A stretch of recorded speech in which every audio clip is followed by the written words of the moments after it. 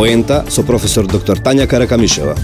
Емисија за новите вредности во правото, политиката и општеството, глобално и локално, емисија за новите трендови во современото живење. Вторник од 17 до 18 часот на Радио Слободна Македонија. Драги слушатели на Радио Слободна Македонија, добродојдовте во уште една емисија Поента со професор доктор Тања Каракамишева Јовановска. Добродојдовте во уште една радио колумна во која ќе се осврнам на прашањата што несомнено ја мачат македонската јавност веќе подолго време, а се поврзани со политичките случувања во земјата, поврзани нормално и со анкетата на Американскиот републикански институт ИРИ за рейтингот на политичките партии во Република Македонија. Понатака, оние состојби кои што се поврзани со бројните политички каприци на опозицијата, на партиите од албанскиот блок и слично. Денешната емисија е со работен наслов "Перверзно додворување" или малце подолго кога додворувањето е надминува границата на перверзноста. И овој наслов е главно инспириран од политичкото однесување на СДСМ, но и на целата опозиција во периодов кој што е зад нас. Но јас сум сигурна дека уште пожестоко и порадикално ќе се почувствува во периодот што доаѓа или што е пред нас. Несомнено е дека рейтингот на секоја политичка партија, без исклучок, зависи од квалитетот или од неквалитетот на понудата што таа политичка партија ја дава до граѓаните. Но несомнено дека овој рейтинг зависи од тоа како политичката партија сака да стигне до власта, дали на легитимен начин преку избори или на друг начин кој што го избра Социјалдемократскиот сојуз. Погрешната проценка, погрешните партиски одлуки, но и погрешната стратегија на политичко делување знаат многу сериозно да го намалат рейтингот на партијата, рейтингот на незиното најтесно раководство, но особено и несомнено рейтингот на партискиот лидер. Тоа му се случува на СДСМ во континуитет последниве 9 години, без разлика што имаше промени на партиски лидери. Последнава година посебно СДСМ го почувствува би рекла негативното делување на овие рейтинг истражувања, бидејќи сватија дека целата политичка клима која што ја создадоа на терен не продуцираше позитивно зголемување на рейтингот на оваа политичка партија. И тоа според мене е всушност дел од онаа приказна дека СДСМ никако да ја научи основната лекција во политиката, дека политичкото делување секогаш треба да бидат на линијата на потребите и интересите на граѓаните. Во оној момент кога партијата ќе се затвори, ќе се изолира и нема да биде во контакт со граѓаните и со нивните потреби и интереси, од тој момент практично започнува да паѓа рейтингот на било која политичка партија, без разлика дали се работи за опозиција или за власт. Значи, ако една партија не успее да ја најде линијата на контакт со граѓаните, таа постојано ќе живее во еден паралелен, оделен свет од граѓанскиот, без некои конкретни допирни точки со нив. Од тука тоа ќе ја зголемува партиската фрустрација, како во случајот со СДСМ, која што пак дополнително ја ги зголемува грешките во чекори. Грешките во чекори пак од друга страна ги множат погрешните постапки и на крај од така намножените фрустрации и постапки партијата едноставно го достигнува врвот, односно почнува перверзно да се додворува не до граѓаните, туку до оние партии што можат да бидат искористени за внатрешно партиските потреби и цели. Практично во тој момент Исфрустрираната и дезориентирана партија ги заборава сите граѓани, без разлика дали се нејзини членови симпатизери или едноставно не се нејзини членови симпатизери. Значи, буквално сите граѓани ги заборава и почнува да халуцинира дека практично го има клучот од премиерската канцеларија, дека партискиот лидер само што не седнал во премиерската фотелја. Се смета дека тоа е последниот стадиум од политичката немоќ, во кој партијата почнува да се убедува во веродостојноста на сопствените илузии и почнува да ги убедува сите останати дека само што не се случило посакуваното, иако резултатите на терен покажуваат сосема поинаква состојба. Проблемот со Социјалдемократскиот сојуз е токму во тоа што оваа партија се наоѓа во оваа последна забегана фаза, од која враќање нема. Нема соочување со реалноста, бидејќи зависноста од замислената победа е преголема за да може да се врати во нормала. Партиските апетити се до тој степен набилдани и се поставени далеку над реалното, така што од оваа партија сега можеме да очекуваме само радикални чекори, деструктивни чекори, само партиски понуди што ниту еден нормален македонец не може да ги оправда. И минатиот вторник зборувавме подетално за концептот на федерализација, но и за сите останати политички понуди што СДСМ јавно и ги испрати до албанскиот политички блок. Така што нема многу да должам околу нив, меѓутоа ќе кажам само дека новиот концепт за федерализација на Република Македонија, кој што фактички беше пласиран јавно преку неколку познати професори и личности, како и предлогот за официализирање на албанскиот јазик како втор службен јазик на територијата на цела држава, се всушност два еклатантни примера за такви додворувачки понуди што СДСМ отворено им ги испрати до партиите од албанскиот блок, но и до албанските граѓани кои што живеат во Република Македонија. Едноставно кажано им даде отворен ишарет до албанците што дополнително ја ослабнуваат и онака слабата позиција, рейтинг позиција на СДСМ. Но албанските партии од друга страна се далеку пореални и знаат едноставно да проценат која политичка партија продава политичка магла, а која е многу пореален партнерски, има многу пореален партнерски однос во политиката, така што мислам дека со тек на време и албанските партии едноставно сите овие додворувачки понуди ќе ги стават на кантар и ќе сватат дека всушност добитната комбинација е да се биде на страната на ВМРО ДПМНЕ. Неодамна господинот Заев во едно интервју за Косовска телевизија рече дека за него не било проблем неговата ќерка да учи албански јазик наместо, например, турски јазик. Оваа изјава многу сериозно ме размисли, пред се како мајка, бидејќи нели господинот Заев тамо настапи со оваа идеја како татко. Нормално прво што ми дојде на ум е констатацијата, добро, во ред легитимно е лидер на најголемата опозицијска партија да има свое мислење за прашања нели што директно ги засега меѓу другото и неговите деца. Но второто што ми дојде на ум е сериозноста на прашањето, односно дали господинот Заев е свесен дека е лидер на најголемата опозицијска партија и дека тежината на неговиот збор, без разлика дали е даден во странство или во Република Македонија, е неспоредливо поголема од тежината на зборот кој што е искажан од кој било друг граѓанин. Дали господинот Заев е воопшто свесен дека пред да каже нешто во јавноста, треба да ја провери прифатливоста на она што ќе го каже, прифатливоста на неговиот став или на неговото мислење, ако не подалеку, тогаш барем меѓу своите сопартици. И следствено на ова доаѓа и прашањето, дали господинот Заев ги прашал родителите кои што се членови на СДСМ, симпатизери на СДСМ, што мислат за оваа негова идеја. Еве пак ќе кажам да не одиме подалеку, дали господинот Заев ги прашал родителите членови на СДСМ или родителите симпатизери на здружената опозиција, која барем до денес се нема оградено од оваа негова изјава, што мислат за тоа нивните деца да учат албански јазик уште во основно училиште на целата територија на Република Македонија.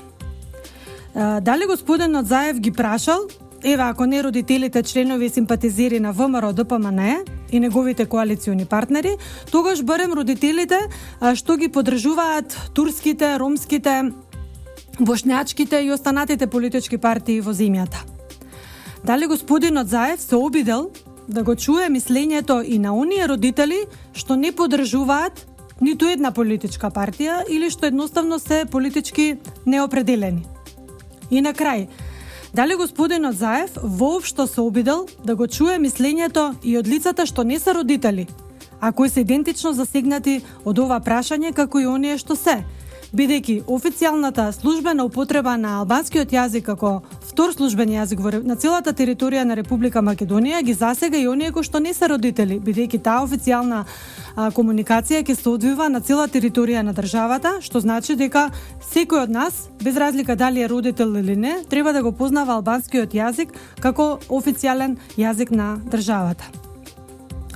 Секако дека исти во овие прашања треба да му бидат упатени на професорот Фрчковски, кои што се поврзани со неговите научно засновани ламентирања за така наречениот ротирачки премиер, за кој што зборував пред неколку емисии, не сакам повторно да ги реактуализирам овие прашања. Но дали го прашал некој, но не во оној негов зафркански стил со задолжителното соу, туку се разбира сериозно поставено прашање.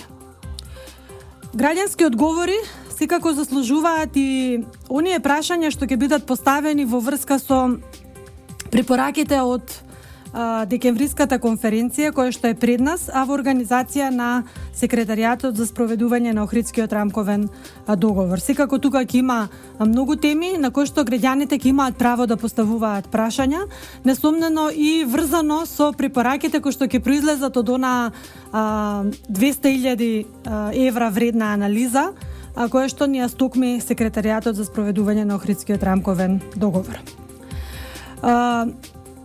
Граѓански одговори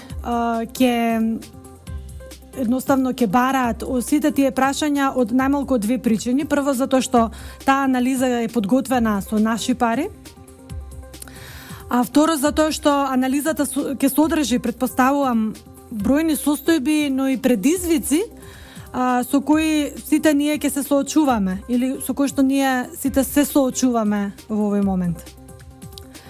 Од сево наведено само едно е јасно, а тоа е дека никој не може да ги натера граѓаните на сила или поинаку, значи поинаку доброволно, да прифатат нешто или некој што не го прифаќаат или што едноставно не го почитуваат. Едноставно човек кој што нема авторитет кај нив. Па така на конференцијата во декември треба да се гледа како на една од многуте конференции кои што се одржани во Република Македонија, на која ќе се разговара секако за актуелни теми кои што се поврзани со степенот и квалитетот на имплементацијата на Охридскиот рамковен договор, како и за тие одредени препораки што ќе произлезат, кои што, да не заборавиме, се препораки, а тоа значи дека немаат карактер на задолжителни мислења, што значи дека можеме да ги третираме како незадолжителни мислења кои треба да се разгледаат во рамките на одредена конференција, а нормално и да се прашаат граѓаните за тие препораки, какво е нивното мислење во врска со нив. Какви се и колку се препораки од разни конференции има чуено и видено оваа наша земја? Какви се политички намигнувања и додворувања има почувствувано на своја кожа македонскиот граѓанин?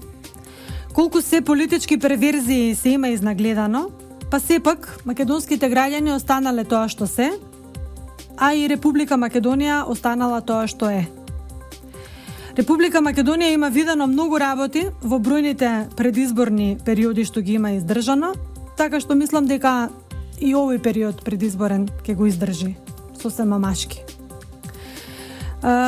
Граѓаните на Република Македонија имаат чуено многу ветувања, имаат чуено многу празни флоскули, имаат видено многу партиски додворувања, нелогични лидерски сојузувања, апстрактни виртуелни тези и замисли и што ли уште не. Но тежината на предизборието е како шар планина. На таа тежина секако дека се надодава и личната и политичка одговорност на секој кој со куртизански и додворувачки идеи има за цел, например, да стане премиер на Република Македонија. Па е што сака да стане премиер на Република Македонија, легитимно е секој нели да сака и да се надева дека тоа ќе се случи, ама што без око да му трепне и без да фирма волја на гласачи тврди дека тоа ќе се случи во април, тоа мислам дека навистина премногу. Можеби господинот Заев и не мисли за овој април што доаѓа во 2016 година, туку може човекот се мисли на некој друг април во некој нареден век или можеби наредна деценија или можеби кроз неколку децении. Затоа што јас се надевам дека тој ги има истражувањата на рейтинг, на сопствениот рейтинг, меѓутоа не само истражувањата на ИРИ, туку и сите претходни истражувања. Се надевам дека неговите служби ги изанализирале тие резултати, иако можеме да видиме дека постои една штама во проопозицијските портали, речиси да не се зборува за најновата анкета на ИРИ, меѓутоа и на сите оние претходни кои што ги правеле домашни истражувачки центри. Се надевам дека ги имаат предвид овие резултати од истражувањата, бидејќи во нив е всушност содржана правата вистина за тоа кој ќе биде идниот премиер на Република Македонија. Народот многу јасно кажува дека господинот Заев нема да биде премиер и покрај тоа што тој во сите интервјуа, на сите телевизиски настапи и на интервјуа дадени по порталите, едноставно самоуверено тврди дека Република Македонија во 2016 година ќе биде нова држава со некакви нови политики и така натаму и со нова влада која што ќе биде предводена токму од него, лично од господинот Зоран Заев. Со сите можни акробации, плукања, политички хазардерства, политички лудори и слични игри, господинот Заев не успеа да се помрдне ниту милиметар погоре на рейтинг скалата. Напротив, имаме паѓање од 2% во неговата рейтинг позиција. Имено, ако пред 2 месеца тој беше на 7% рейтинг, сега е на 5% рейтинг. За разлика од него, на господинот Груевски му успева во континуитет и во најтешкиот период по него и по неговата политичка партија да се движи нагоре или барем да остане на онаа позиција на која што беше и претходно. Тешкиот политички арсенал што господинот Заев и неговите во наводници странски пријатели го употребија за пат на господинот Груевски, се виде дека не им донесе никакво политичко добро, а јас тврдам дека тоа ќе им донесе само политичко зло. Бидејќи оној што со насилни средства или оној што со нелегални методи сака да дојде на власт, никогаш нема да му успее тоа, затоа што народот едноставно ги подценува тие луѓе што доаѓаат, што сакаат да дојдат на власт на нелегален начин. Од тука мислам дека господинот Заев нема да види никакво добро од целава оваа политичка игра која што ја направи, и нема да му донесе ништо добро затоа што се види дека целиот концепт е всушност исполнет само со злоба, со негативна енергија и со едноставно кажано лошотилак. Од тука безгрешните природни закономерности и законитости ќе бидат немилосрдни кон оној кој што е испорачател, но и оној кој што е спроведувач на целата таа политика. Тука ќе направиме пауза за реклама и за 1 минута се враќаме повторно во студиото. Останете со нас. Еве не повторно назад во студиото. Мислата последна пред паузата беше дека со злоба и со лошотилак не само во политиката, туку и во животот не можеш да стигнеш многу далеку.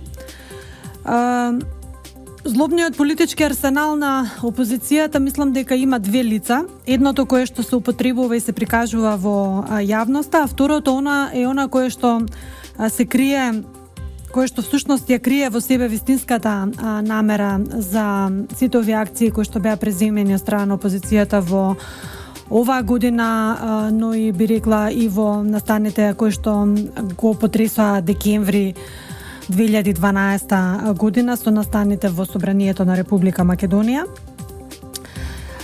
Намерата вистинската намера која што се крие во второто лице на опозицијата е многу очигледна и многу дрска и покрај тоа што тие сметаат дека е зацкриено тоа лице.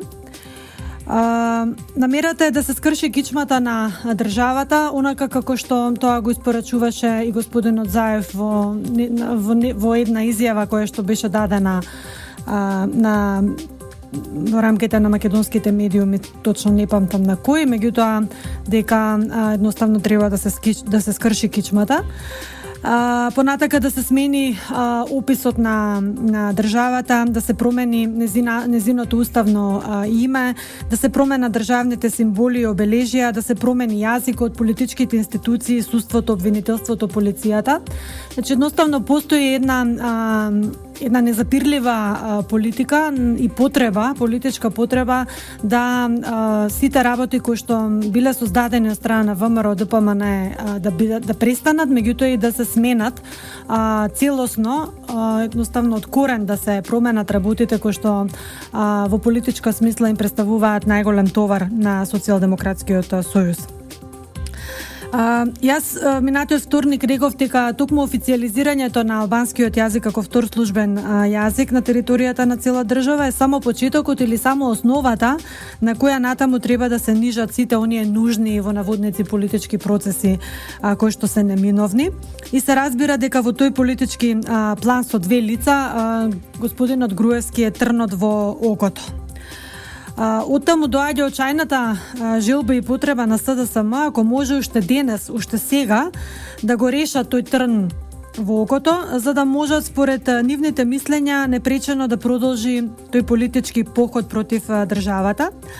Но некако математиката не им ујдисува, па ЕСАПот што го прават на Павел Шатев и ЕСАПот кој што е надвор од нивните канцеларии, некако не е ист. Никако 2 и 2 да им биднат 4 и покрај тоа што пустите собираат, множат, делат, одземаат, пустат и пак на крајниот резултат за нив е негативен. Никако да сватат дека битката што ја водат не е само битка против господинот Груевски, туку е битка против сопствениот народ. И никако да сватат дека народот не може да го решат колку и да се трудат. Народот не може едноставно да го довлечкаат, во наводници, на нивната страна од трлото, колку и да го ословуваат како обична стока. Народот не може да го разубедат дека тоа што го зборува и тоа што го ветува Груевски не е вистина или е само една гола фраза. Народот едноставно не дозволува да му се прави колективна лоботомија со желба да се избрише стекнатата доверба, да се поништи искрениот и пријателски однос што господинот Груевски го има со граѓаните и тоа го гради веќе деценија. Не можат едноставно да му направат колективна лоботомија и да се избришат сите дела и сите резултати што се видливи секаде, буквално во секоја градска средина, но и во секоја рурална средина. Уште толку колку што потрошија до сега странски пари, а по некои проценки, особено во медиумите, се потрошени над 20 милиони евра странски пари, уште толку значи да истурат во државата и да истурат во нивните медиуми, нема да успеат да го исперат, исушат и штиркаат мозокот на граѓаните, секако се во ова е во наводници. Ниту ќе можат да ги разубедат дека федерализирана Македонија ќе биде подобра држава, подобра политичка структура од ваква каква што е единствена и унитарна Република Македонија. Нема да можат да ги разубедат дека процесот на погребување на Република Македонија како самостојна, независна и суверена држава и раѓањето на некоја нова творба со поинаква филозофија на управување и уредување е нешто што е македонска иднина или нешто што е иднина за македонските граѓани.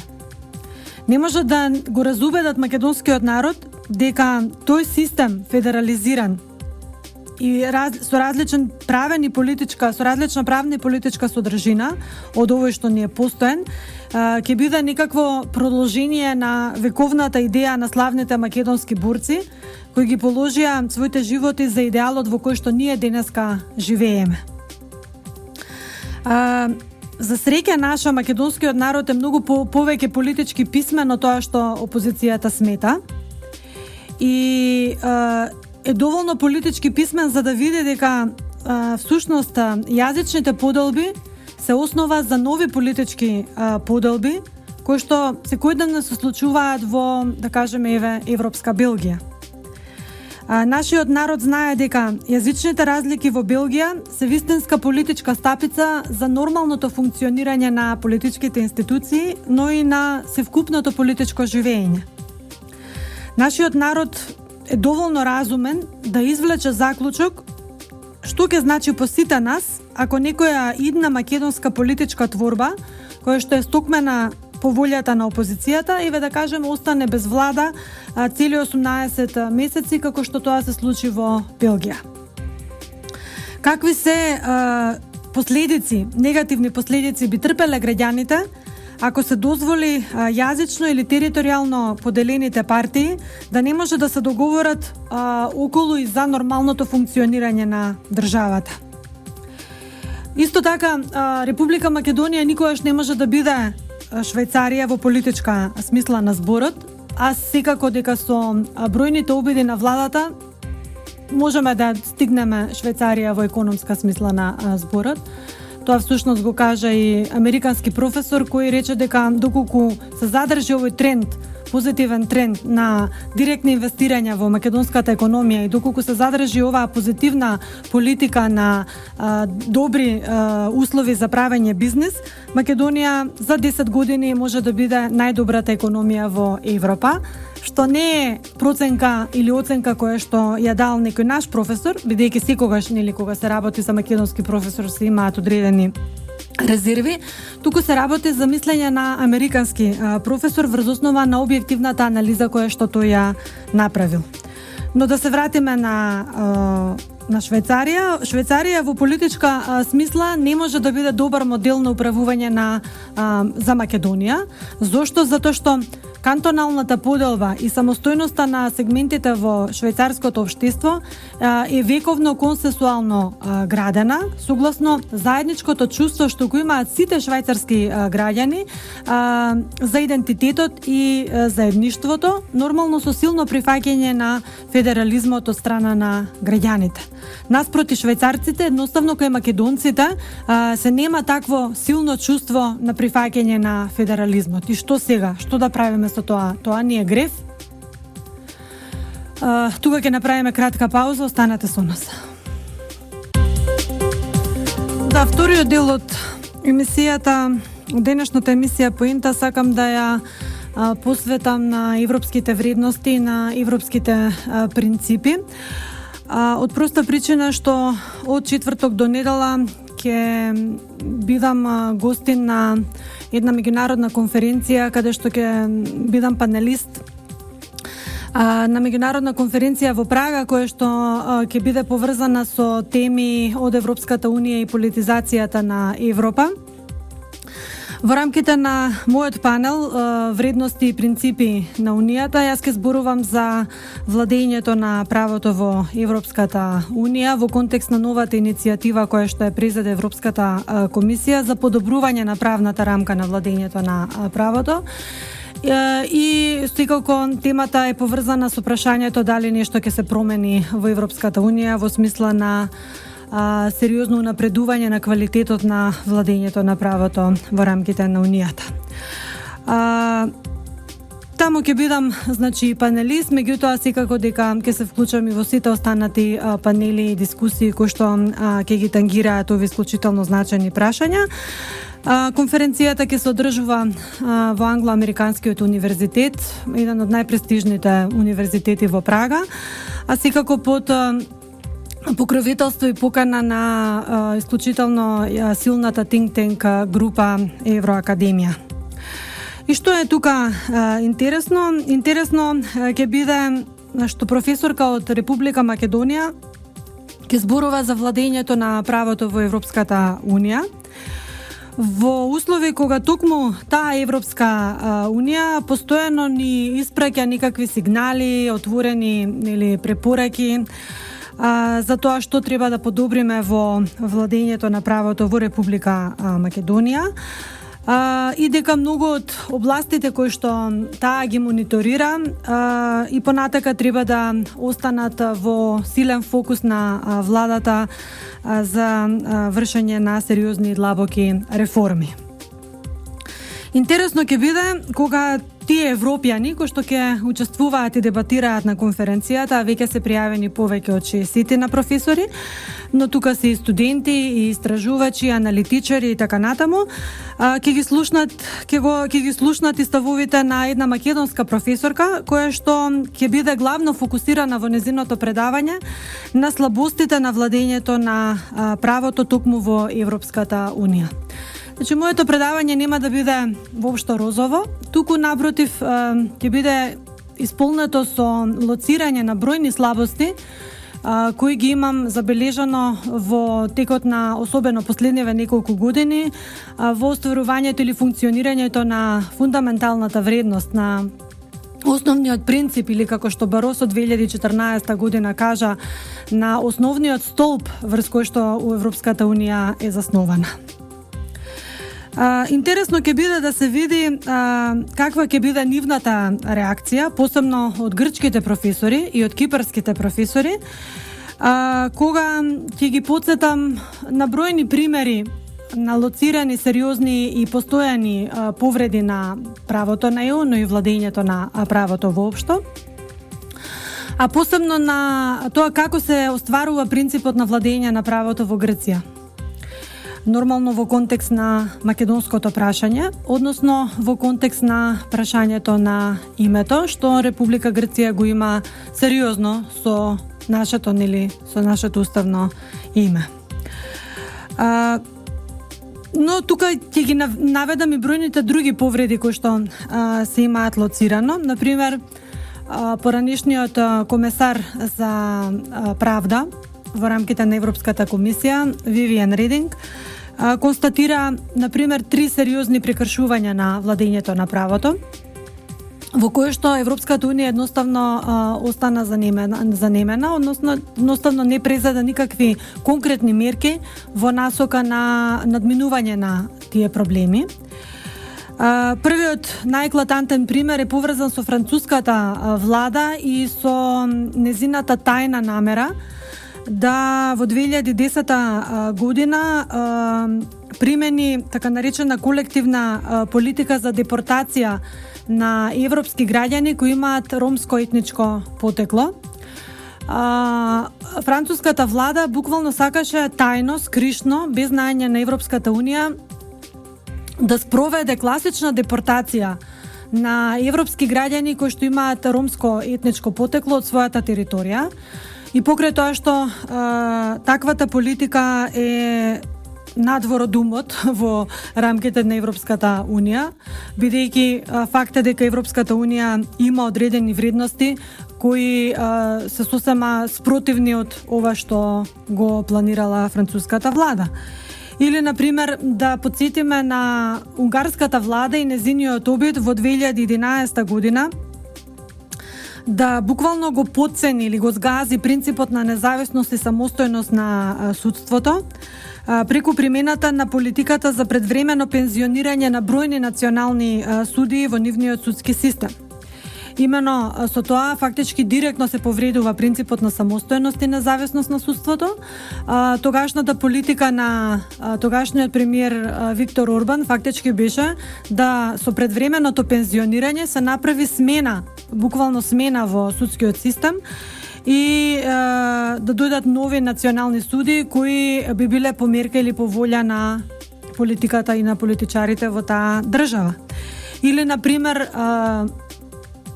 обидот на владата на Романија да не ги почитува одлуките на незиниот национален уставен суд, донесени во 2012 година, меѓутоа и бројни други помалку еклатантни примери од овие. Факт е, очигледно е дека самата Европска Унија, внатре во самата Европска Унија, значи во европските институции, но и во институциите на земите членки на Европската Унија имаат сериозни проблеми кога се работи за почитување на принципот на владење на правото.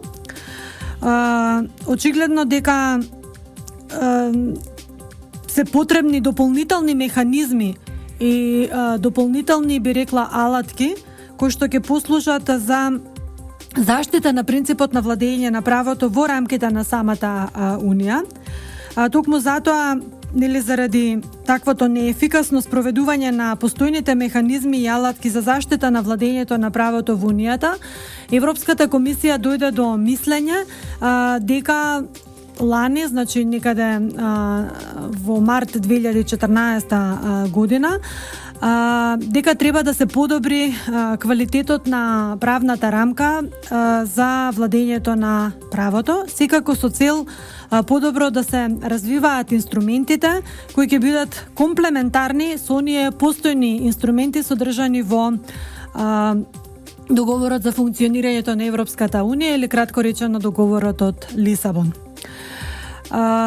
Европската комисија и настапи со нова иницијатива, која што беше поддржана од страна на голем број европски институции, но би рекла премолчно беше дадено беше дадено позитивно светло или зелено светло и од Европскиот совет, и покрај тоа што Европскиот совет и натаму стои на мислење дека постојните механизми се доволно обсежни и доволно квалитетни да можат да излезат во пресред на било која повреда на владењето на правото од било кој извор, дали се работи за европска институција или за национални институции на земјите членки на Европската Унија. Како и да, Европската комисија и понатака останува на својата иницијатива да оди паралелно или комплементарно со оние овластувања кои што се содржани во членот 258 до 260 од договорот на ЕУ, како и со онаа така наречена nuclear option или нуклеарна опција која што е утврдена во член 7 од договорот, а која се однесува на одземањето на правото на глас на земјата членка во Европскиот совет. Едноставно кажано, договорот од Лисабон предвидува можност да така наречена нуклеарна опција или nuclear option, да Европскиот совет го одземе правото на глас на секоја земја членка која што преку своите национални власти направила сериозна и континуирана повреда на владењето на правото во Европската Унија. Меѓутоа, за жал, Европскиот совет ниту еднаш го нема активирано членот 7 и нуклеарната опција, така што Европската комисија е на мислење дека наместо да се чека волјата на Европскиот совет, подобро е веќе кога Европската комисија е класичен куќа чувар на договорите, да може да и таа самата презема одредени постапки или презема одредени иницијативи во насока на намалување на повредите поврзани со принципот на владење на правото. Ако веќе не може целосно да се отстранат таквите повреди, тогаш барем превентивно да се делува кон нивно намалување по број. Она што е единствено неспорно во целиот овој процес на поголема суштинска заштита на владењето на правото во Унијата е дека Унијата конечно постигна согласност за поимот на овој принцип и за 6 принципи кои го дефинираат владењето на правото.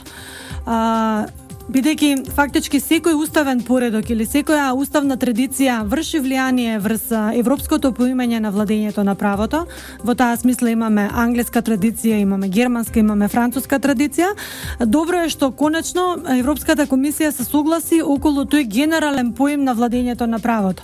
Во рамките на тој генерален поим, интересно е што се земаат предвид и формалните елементи и материјалните елементи. Она што го зборував за докази во постапката, во судската постапка, дека мора да се заштитува не само формалната, туку и материјалната законитост.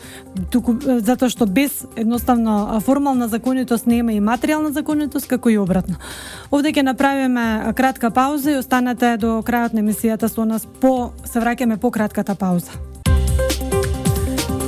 Да, сега збор 2 околу таа нова иницијатива на Европската комисија, која што всушност е нова рамка за засилување на владењето на правото во Унијата. Се работи за нов механизам на рано предупредување кој ќе овозможи на комисијата да влезе во структурен диалог со земјата членка кај која е констатирана сериозна повреда на овој принцип, или кај која е откриена сериозна закана за повредата на владењето на правото. Всушност, новата алатка треба да се употреби, како што реков, пред да се активира никогаш неупотребената нуклеарна опција, предвидена во членот 7 од договорот. Она што е интересно е дека Европската комисија нема да добие некој ново овластување согласно договорите и нема да добие овластување да ги истражува, например, индивидуалните повреди на фундаменталните права или некои рутински состојби на повреда на правдата. Напротив, комисијата го потврди својот интерес оваа нова алатка да ја употребува само во случај на закани по владењето на правото кои имаат системска природа. Сега тука е многу интересно што Европската комисија воопшто не дефинира какви се тие закани по владењето на правото кои што имаат системска природа. Значи, она што е можеби најголемата негативност на оваа иницијатива е што нема стриктни дефиниции за тоа што е што. Значи, што е закана според Европската комисија и што е закана со системска природа или системски карактер. Но согласно Европската комисија владењето на правото мора да се разбере како еден уставен принцип, како што кажав, со формални содржински елементи, па токму затоа владењето на правото се третира и како принцип и како вредност, кој што секако дека се во директна кохезија или директна поврзаност со демократијата и со фундаменталните слободи и права. Суштината и значењето на оваа системска природа и системски карактер на повредата на владењето на правото, како што кажав, не е јасно утврдена. Не е утврдено дали овие системски закани се резултат на усвојувањето на новите мерки во Унијата или на широко распространетите практики на јавните власти во земјите членки, како и нивниот недостаток од домашна контрола. Значи, зошто токму сега ваква иницијатива од Европската комисија? Дали затоа што се видело дека на терен во рамките на земјите членки има многубројни повреди на владењето на правото, или едноставно затоа што е потребно да се усвојуваат некакви нови мерки во рамките на Унијата кои ќе го подигнат нивото на институционална заштита на владењето на правото во рамките на Унијата. Интересно е што комисијата ќе се поврзува кога ќе се анализира повредата на владењето на правото, ќе се поврзува и со судската практика на Судот на правдата, но и со практиката на Европскиот суд за човекови права, кој што треба да биде еден бекап или една дополнителна помош на Европската комисија при утврдување на сериозни закани или сериозни напади врз принципот на владењето на правото. Интересно е што фактички во рамките на договорот од Лисабон се воспоставува една нова претходна постапка или фактички пред член 7 се става еден нов член 7а, кој ги утврдува трите главни процедурални степени како ЕУ или како Европската комисија ќе воспоставува проценка на тоа дали е повредено или не владењето на правото. Во рамките на првото ниво Европската комисија прави проценка дали постојат јасни, прелиминарни индикации за системска опасност по владењето на правото во некоја конкретна земја членка и согласно проценката испраќа мислење за владењето на правото до таа конкретна влада на земјата членка. Значи, нешто слично како нашето мислење кое што е содржано во извештајот кој што го прави Европската Унија, во кој што европјаните испраќаат мислење за тоа како се спроведуваат реформите во Република Македонија. На второто ниво комисијата веќе дава препорака во состојба кога не се проземени соодветни акции од страна на националната влада, веќе се оди на второ ниво, односно комисијата подготвува препорака како да се надминат тие активности, негативни действија и како да се надмине опасноста од владењето, од повредата од владењето на правото. Во третото ниво Европската комисија ќе мониторира или следи состојбата, ќе го мониторира процесот на примена на препораката од страна на националните власти на земјата членка, како и степено до кој истата е применета. Ако комисијата не е задоволна од примената, таа има можност да го активира механизмот содржан во членот 7, односно нуклеарната опција која што му е фактички на располагање на Европскиот совет. Постои согласност дека само системските закани или системските повреди на владењето на правото може да го активираат овој нов механизам, но не е оние помали повреди на индивидуални човекови слободи и права, за разлика од посебната мониторинг алатка, дизајнирана, например, само за Романија и само за Бугарија. Не знам дали знаете, но Романија и Бугарија имаат за нивните потреби, имаат европјаните дизајнирано посебна мониторинг алатка, која што го надгледува нивно функционирањето на владењето на правото, но и функционирањето на целиот правен систем. Без разлика што се земји членки на ЕУ, тие имаат на некој начин посебна супервизија од Европската комисија за тоа како и понатаму течат нивните реформи, бидејќи и Бугарија и Романија се уште во реформи во делот на судството, јавното обвинителство и така натаму.